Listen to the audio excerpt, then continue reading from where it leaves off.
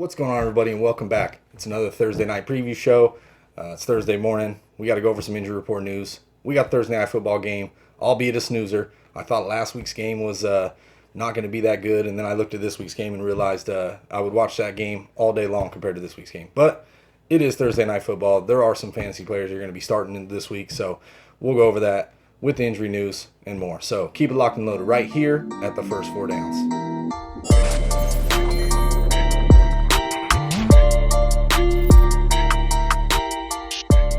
What's going on, everybody, and welcome back.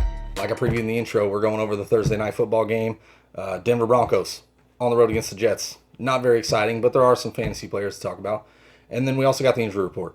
So a lot of new names added to the injury report this week. We got some old names that we still are waiting to see. So we'll talk about all those. But before we get into today's content, don't forget, like the video, subscribe, share, hit the thumb, the bell, all the good stuff. We're here all season long. We'll be here for your matchups every week. We got the matchup video coming out in a couple of days. That'll get all the sit starts from every game. So let's go ahead and jump into the injury report. So first person on the injury report today, Julio Jones. Now, he was spotted in practice going through the walkthrough. They don't play till Monday night. I'm not so sure he'll be healthy to go. We'll just have to wait and see. He's a player that you got to keep an eye on. Same thing with Russell Gage in that offense. Coming off a concussion, they listed him as participating in practice today. We'll have to wait and see. So next guy on the list, Devonte Adams. He actually got practice today, so that's a good sign. He also is a Monday night player, so we'll have to wait and see throughout the week. There's still, how much they can do in practice to be able to go. If Devonte Adams is in your on your roster and he's practiced, he's going to play. You're putting him in there, plain and simple. So there's no questions about that.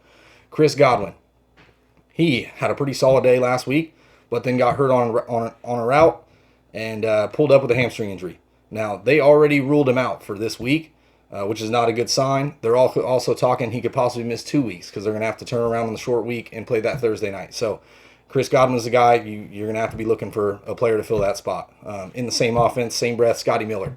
He's also questionable. He practiced a little bit today on a limited basis. So, if he's a viable option, I'm not so sure. So then we can move on. We got Deandre Hopkins. This is huge news. Back-to-back days without practice. With an ankle injury.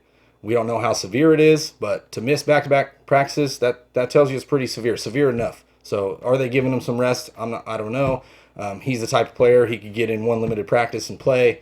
So you just got to keep your eye out on that. If he happens to miss the game, Andy Isabella, let me throw a name out there. He's a guy that could possibly, be a flyer in this game. So next guy, Michael Thomas, return to practice. It's kind of a trend. We're talking about 5 or 6 of the top 10 receivers that are all hurt. So Michael Thomas, anyway, back at practice today.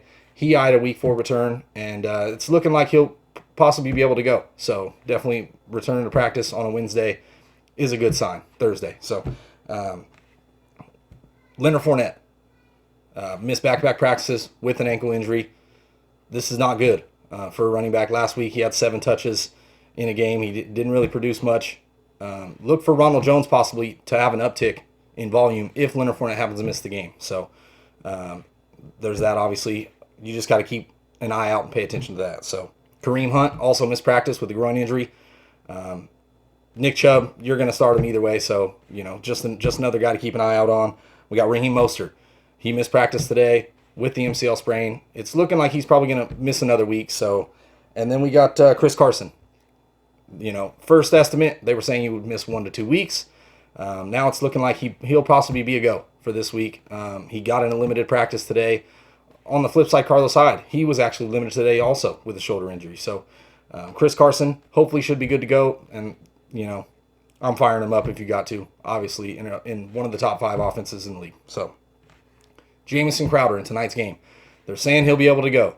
Now, he's going to go out there and play, but they also said he's not 100% and he's going to give it a try. So that tells me that I would not be comfortable starting him in this matchup. Denver Broncos have actually been pretty soft to the wide receiver position, but you can't trust it. 2-3 routes in, he could pull up and be out for the game and caution and have a big fat 0 in your lineup. That's not something I would take a chance on. So that's been the injury report. Just a lot of guys you got to keep an eye out on. Deandre Hopkins, big worry for me. Especially with the two missed practices back-to-back, Leonard Fournette back-to-back missed practices. So just keep an eye out on there and,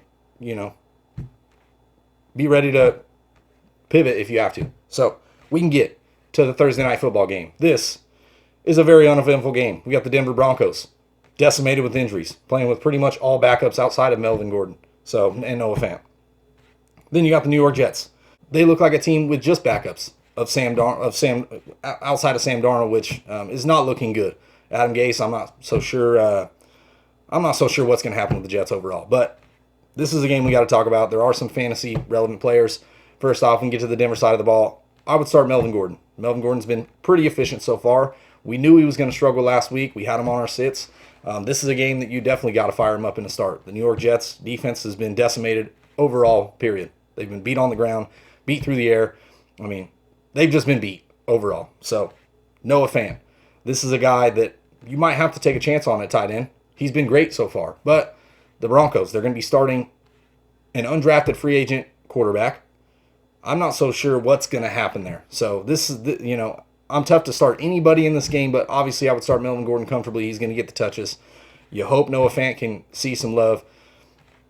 Those are the only two guys I feel comfortable with. Jerry Jeudy, can he make an impact? Absolutely. But he is a rookie. You never know what you're going to get from a weekly basis, even being the number one option against the Jets defense has been so bad. So, flip side of the ball, New York Jets.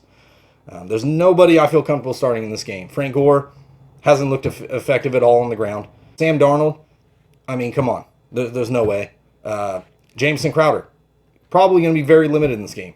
The only guy I like as a pass catcher is Barrios, I think is what is pronounced. Back-to-back weeks with a touchdown, 50-plus yards. He's an only viable option if you got to take a chance. But Thursday night, I'm leaning towards staying away from everybody in this game. So if I had to take a pick, I got to pick the Jets at home to get this done against the Denver Broncos team. Albeit the Jets are the worst football team.